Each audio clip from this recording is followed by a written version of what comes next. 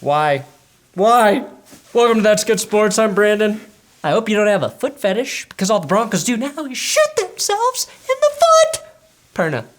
The Pittsburgh Steelers are not a team that should have a 24-6 lead heading into the fourth quarter. The Steelers hadn't scored 20 points since week 1. Why? Why the hell didn't we get this, Big Ben? The fall on your ass while you're throwing for no reason, Big Ben, and instead, God, I'm going to throw perfect deep balls and make you wish it was just Hollywood Brown beating you deep again, Ben. Denver is mastering the art of the loss, a best-selling guide to being a Broncos fan since 2017. Let's relive this miserable game together, the only way I know how, with a lot of finger pointing, Pat Shermer, and misdirected anger because too much of my personal identity is tied to this football team. Is it good sports?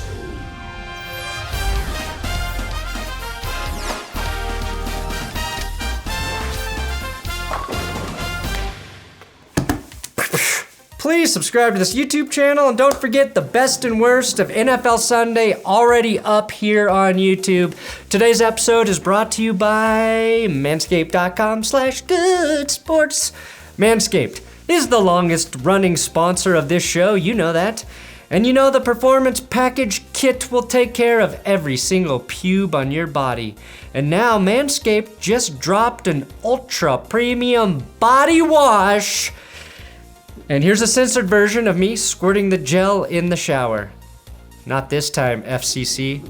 This is seriously my favorite body wash. My wife even complimented how nice I smelled after using it. It is infused with aloe vera and sea salt to keep your skin fresh, moisturized, and clean without ever drying out. That's important to me because my beard in this dry climate otherwise resembles a bad before image in a dandruff commercial. This 16-ounce aluminum bottle looks almost as sexy as you after a fresh trim with the Lawnmower 4.0 and a scrub with its vegan shower gel, which I think means you can eat it. No. It just means it doesn't have any dyes or chemicals. You know the drill. Go to manscaped.com/goodsports for 20% off plus free shipping. Keep the change, you filthy, you clean animal now because the body wash.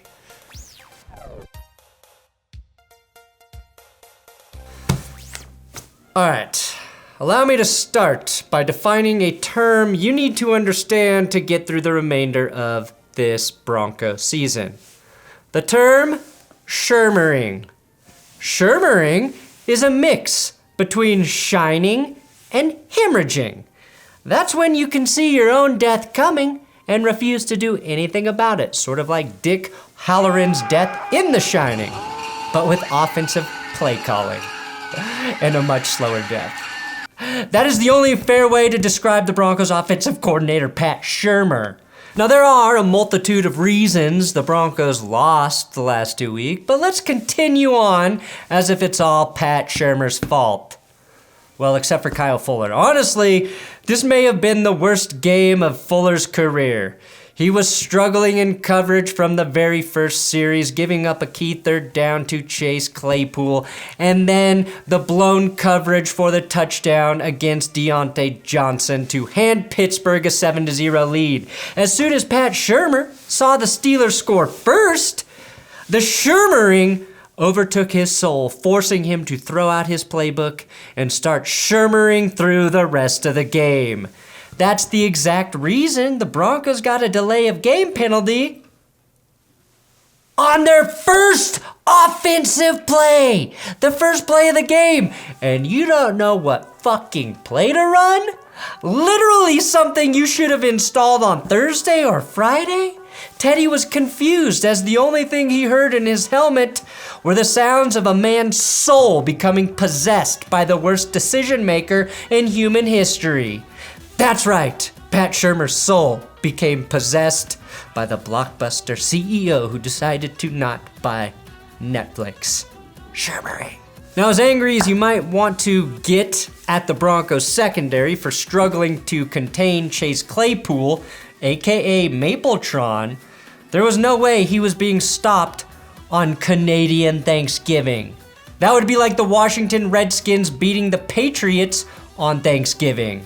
So blame Canada for his 130 receiving yards and back-breaking touchdowns. I mean, the Steelers' offensive coordinator is named Matt Canada, and the announcers thought Canada was up to something fishy. It can't be all Canada pulling the strings, right? And you probably need to know Claypool's from Canada for all that to make sense.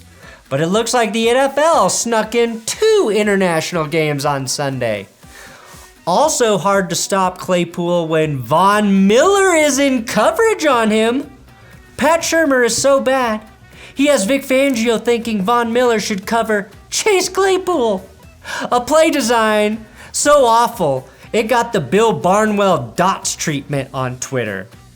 There was hope in the first half, despite Denver having to fight against the collective prayers of all Canadians. And constant Shermering, Malik Reed had the keyest to key plays, strip-sacking Ben Roethlisberger, ending what would probably have been a touchdown drive for the Steelers. And credit the Broncos for being perfect in one offensive category. Nobody in the NFL right now is better than them at getting into third and very long situations. I dare another team to try and compete.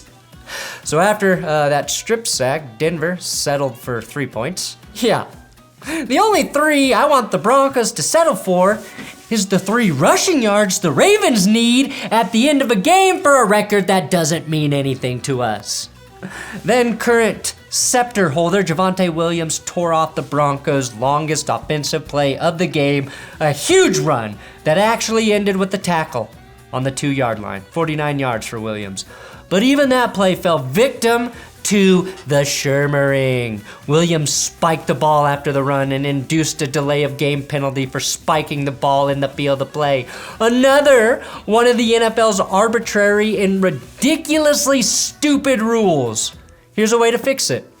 A player should be able to spike the ball on any play longer than 20 yards since there won't be a delay of game.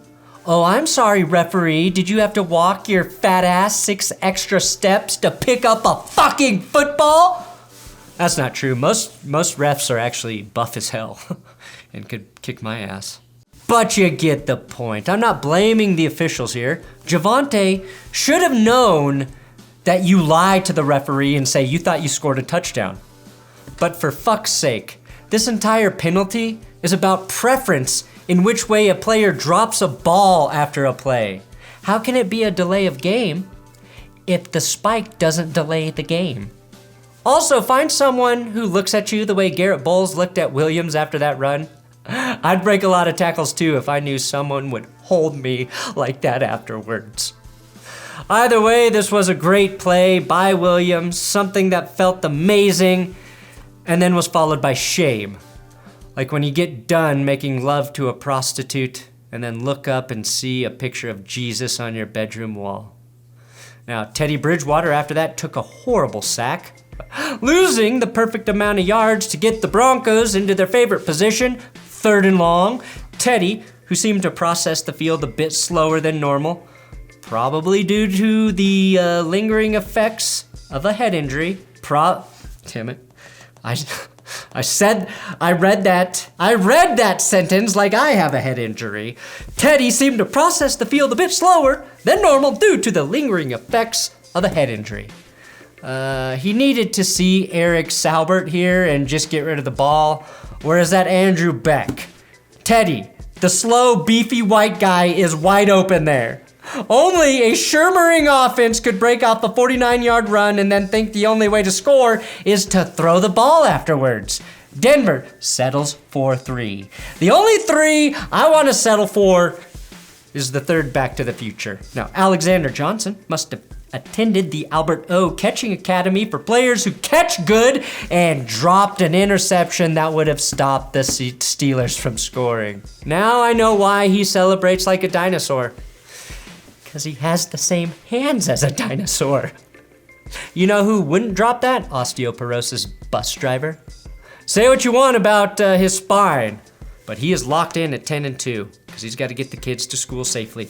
Kyle Fuller gets dinged for pass interference and the Steelers score a tug. Now after halftime, the shermering continued. Here's what's crazy. Here's what's going to chap your ass like you just had food poisoning with 1-ply toilet paper. When it was finally a win to settle for 3, Draymond Jones gets flagged for unsportsmanlike conduct for trying to jump over the center on the Steelers' field goal attempt. Boswell made it from 51.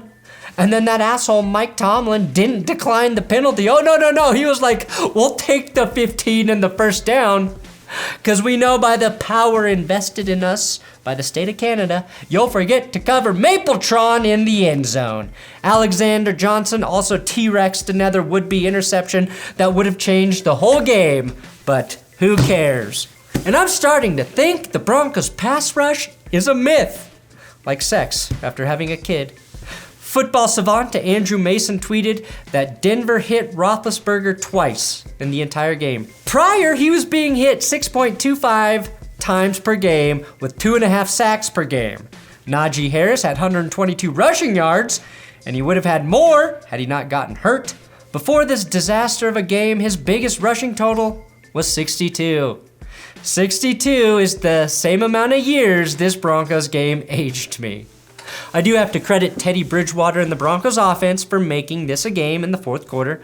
Not only were they battling a ruckus Steelers home crowd, they had to ask the football gods to protect them from the shermering, which is why they played the entire fourth quarter with garlic around their necks. Or maybe it was this guy, and he made it to the Broncos game. Oh, is that an anti-shermering cane? Need to get one of those. Now, Denver did find the end zone after a great drive. Courtland Sutton was unguardable in the second half, and he set up the touchdown. Denver converted 2 fourth downs on that drive, including an amazing Tim Patrick extension. And holy shit, they got a TD out of Kendall Hinton. That Hinton touchdown did not come easy. As you can see, after Sutton got Denver to the 4-yard line, they were in second and goal from the 13. Why? Because instead of trying to run from the 4, they take a fucking sack and get a holding penalty. I don't blame Cushenberry for getting flagged for holding Loudermilk. It's like, please shut the fuck up, Milk. Hinton actually had the catch of the game with this sideline toe tap. It's a top 5 catch of the week for sure by any wide receiver, but it's an all-time best catch for a Hall of Fame QB, just like Kendall Hinton is. That beautiful catch came just a bit before Courtland Sutton officially got the Broncos back into the ball game with a 39-yard touchdown. Unfortunately, with that touchdown to Sutton, Teddy Roosevelt reached his 2 TD limit, but got Denver back to the 9-yard line with 50 seconds left in the game. A TD and a 2-point play would tie it. Something nobody believed was even possible, as shermering specifically affects the Broncos in the red zone and on third down. And here we witness both of those come to a head like a disgusting zit that we can't pop on a designed back corner fade to one of the smallest NFL players on earth on third and goal. Not Tim Patrick, not Courtland Sutton, not Noah Fant. It was little wee man Deontay Spencer. Don't even try to throw to one of your big body jump ball specialists on that play, Shermer. Now that was a hurry up situation. You could blame Teddy for this, but I got Teddy Roosevelt shirts to sell, so I would never do that. I do blame Teddy for the final bad throw of the game. 4th and goal from the 2.5, and Teddy doesn't even give Courtland Sutton a chance to catch the game almost tire. It's just a bad pass, underthrown, because Teddy don't do 3 touchdown games ever. It's a fact.